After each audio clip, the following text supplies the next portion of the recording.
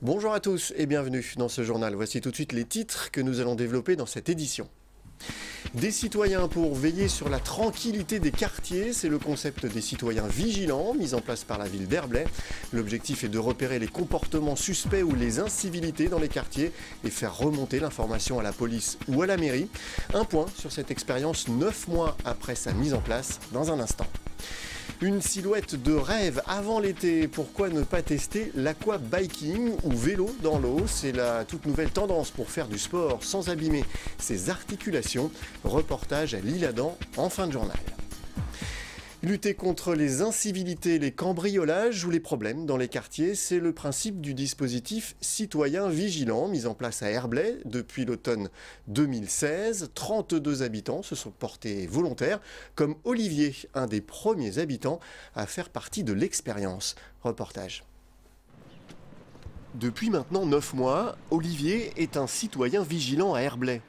Comme 32 autres personnes réparties sur l'ensemble de la ville, Olivier participe volontairement à ce dispositif inspiré d'un concept anglo-saxon de surveillance de quartier.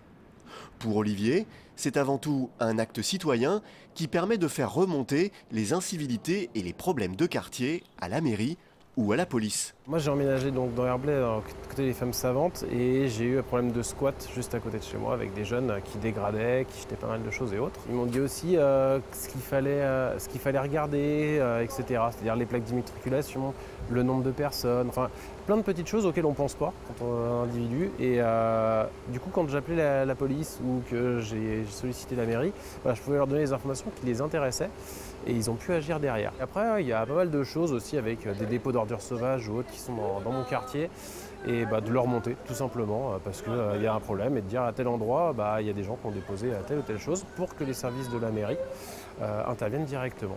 Pour la ville d'Herblay, à l'origine de l'initiative, l'essentiel du dispositif réside dans l'échange d'informations entre les autorités et les citoyens vigilants qui ont tous reçu une formation. On les forme, on les informe, ils ont un niveau d'information bien supérieur aux autres.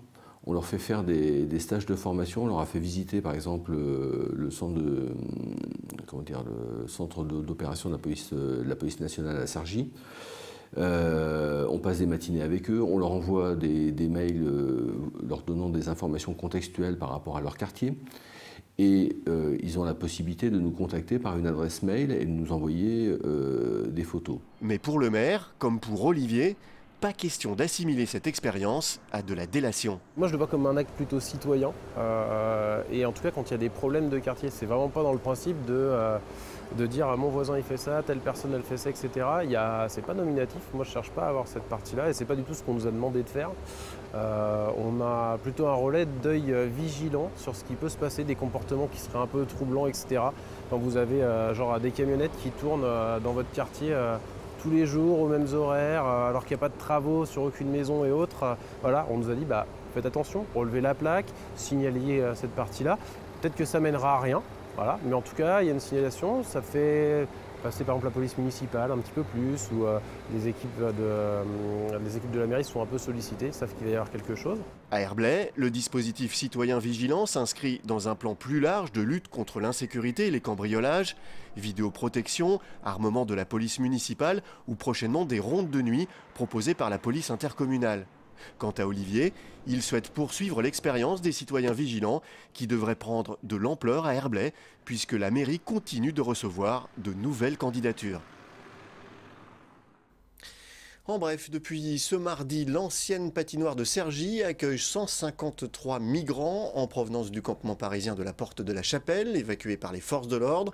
Le lieu a été réquisitionné par la préfecture du Val d'Oise. La gestion des lieux a été confiée à l'association Espérer 95.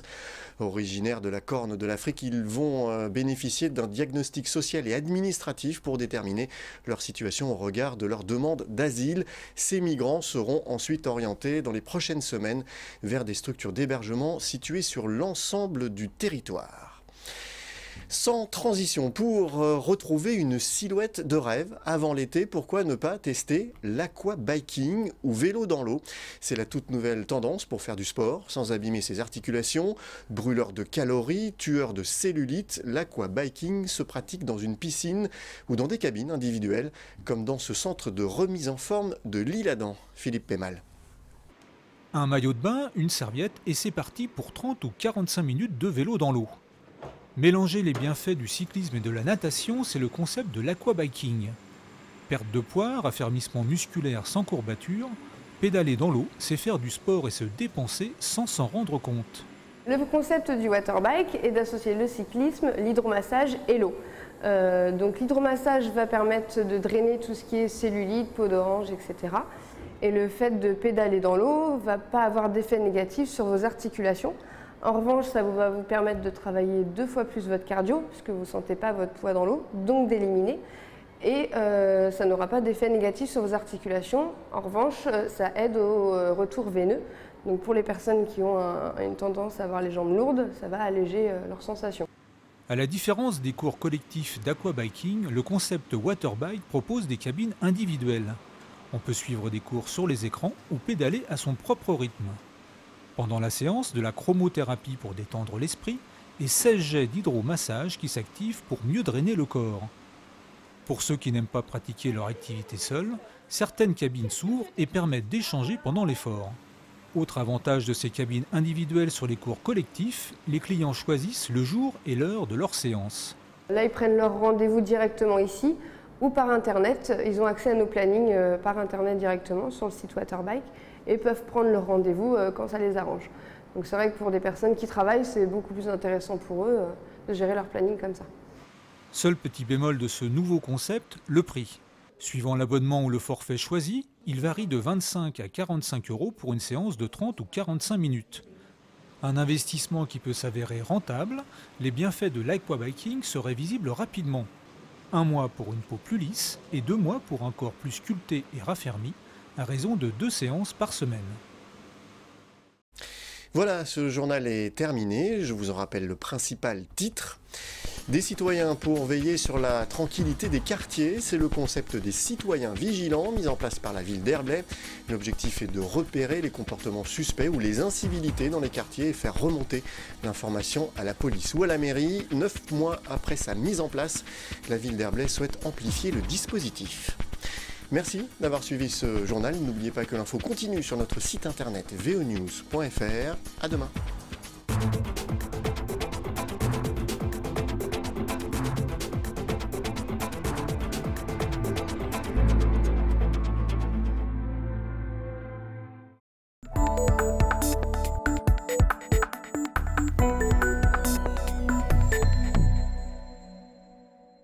Ça s'agite autour de Théophile. Cet octogénaire vient de quitter son logement situé au 4e étage sans ascenseur pour emménager ici, dans une résidence pour personnes âgées. Un 30 mètres carrés fraîchement rénové. Et pour ce grand jour, Théophile est bien entouré. Il a fait appel à Gwendoline. Avec son équipe, elle aide les seniors et les personnes handicapées à déménager. À peine les affaires de Théophile déchargées par les déménageurs que Gwendoline et ses 2 acolytes sont déjà à l'œuvre pour les réinstaller. Donc là, on va essayer de mettre sur chacun des meubles les petites fiches avec ce qui était avant pour reproduire exactement la même chose. Le but, c'est que monsieur se ressente comme chez lui très rapidement. Donc là, on recrée son univers en fait. Voilà. C'est important ça ? C'est extrêmement important. En fait, il y a un phénomène qui fait que quand on est déraciné un petit peu de son lieu de vie, même si là on n'est pas allé très très loin, ses habitudes changent et donc il y a des risques de chute, il y a un risque vraiment de ne pas se sentir chez soi. Et c'est très important de se sentir chez soi. On est moins dépaysé quand c'est à peu près pareil. Gwendoline accompagne pendant, mais aussi avant et après le déménagement. Elle a aidé Théophile à faire du tri dans ses affaires et faire ses cartons. Certaines fois, les effets non conservés sont donnés à des associations ou même parfois vendus au bénéfice du client. Son entreprise propose aussi de régler toutes les démarches administratives qu'engendre un déménagement jusqu'à trouver une aide à domicile à son client du jour. Un ensemble de services qui soulage Théophile. Ça vous enlève une épine du pied, une grosse épine du pied, oui. Enfin, je sais que moi, je m'en serais pas sorti. Tout ce qui est paperasserie, Je nage un peu. Tout seul, non, j'aurais pas eu la force. Non, elles m'ont bien rendu service. Hein, là. Gwendoline va même jusqu'à faire les présentations aux nouveaux voisins. Le coût de la prestation de Gwendoline varie en fonction du nombre de services choisis. Son entreprise, basée à Cormeilles en Parisis, intervient sur la région Île-de-France. Elle est en relation avec les collectivités et les centres d'action sociale. Elle est aussi partenaire depuis peu de la Caisse nationale d'assurance vieillesse qui peut, sous condition, prendre en charge sa prestation à hauteur de 50%. C'est le cas de Théophile. Gwendoline se lance dans l'aventure il y a 4 ans. L'idée est partie d'une expérience familiale avec le déménagement de ses grands-parents. C'était quelque chose qui leur semblait une montagne infranchissable. Et je me suis posé la question, parce qu'ils sont en Picardie, donc c'est assez loin, comment est-ce que je pourrais les aider dans ce projet-là, en faisant peut-être appel à des professionnels. Et je me suis rendu compte qu'il n'y avait pas de structure en France adaptée pour ce type de déménagement qui ont quand même la caractéristique de demander par exemple de faire du tri avant, d'être peut-être un petit peu plus à l'écoute, plus patient, de réinstaller, de faire plus de choses. Donc il n'y avait pas cette possibilité-là. C'est quelque chose qui est très très connu aux États-Unis. Gwendoline a reçu le prix Innovation solidaire du concours Créatrices d'avenir qui récompense les femmes chefs d'entreprise les plus prometteuses d'Île-de-France. Et son entreprise prospère. Gwendoline a même créé une seconde antenne dans l'Allier en Auvergne. Merci pour tout. Merci à vous.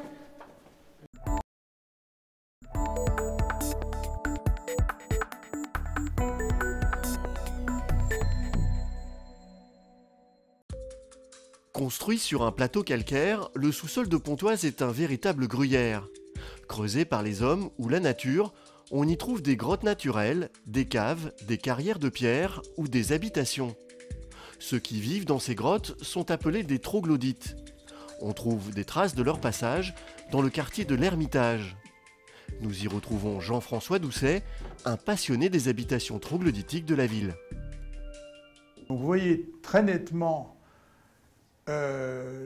l'habitation avec les traces d'usinage selon 2 outils.